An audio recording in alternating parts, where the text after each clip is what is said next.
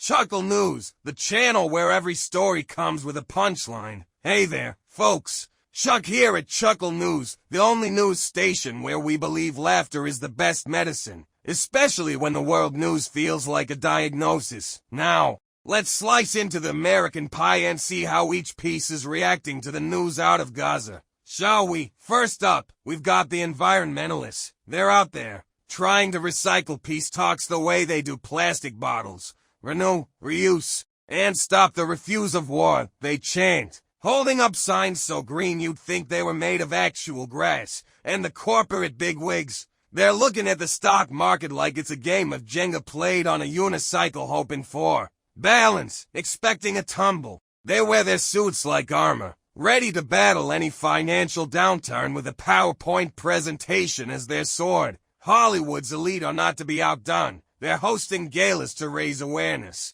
where the price of admission could probably fund a small peacekeeping mission. They give speeches that get more views than the latest blockbuster. Because who doesn't love drama mixed with a touch of glamour? Down south, where the sweet tea flows like the Mississippi, folks are offering to send both sides a good casserole dish. Nothing settles a feud like Grandma's peach cobbler, they claim, and you know, they might just have a point. In the Midwest, the farmers look up from their amber fields of corn and sigh. Can we just plant some seeds of peace and see what grows? They wonder. Their optimism is enduring as a John Deere tractor on college campuses. Students are organizing marches like they're planning spring break trips. They're writing theses, papers on conflict resolution. Though the most conflict they've resolved is whose turn it is to buy the next round of lattes. Our sports fans are even weighing in. If only international disputes could be settled in for quarters and not drag out longer than a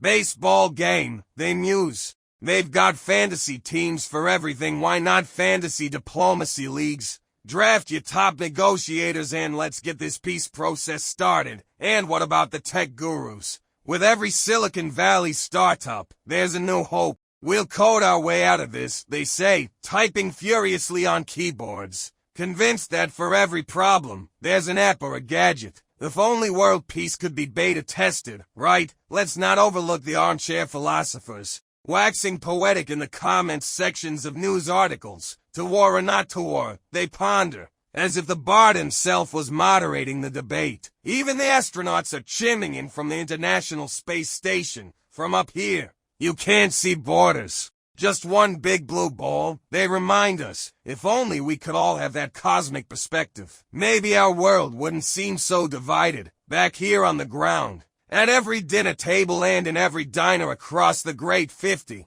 from the bustling cities to the sleepy suburbs, Americans share their tidbits over meatloaf and mashed potatoes. They pray for the faraway lands and the lives caught in between. And they do it with the hope that someone, somewhere, might just be listening. Chuckle News, the channel where every story comes with a punchline. Because no matter how many times the world spins into chaos, we'll be here, spinning it into something we can all smile about. After all, if you can't find humor in the human condition, you're probably not looking hard enough. So keep your chin up, America, and keep tuning in. Because we'll be back with more stories, more laughs, and more, well, chuckles. Remember, if you want to be the change in the world, start by changing the channel to us. Chuckle News, good night, and may your dreams be news-free.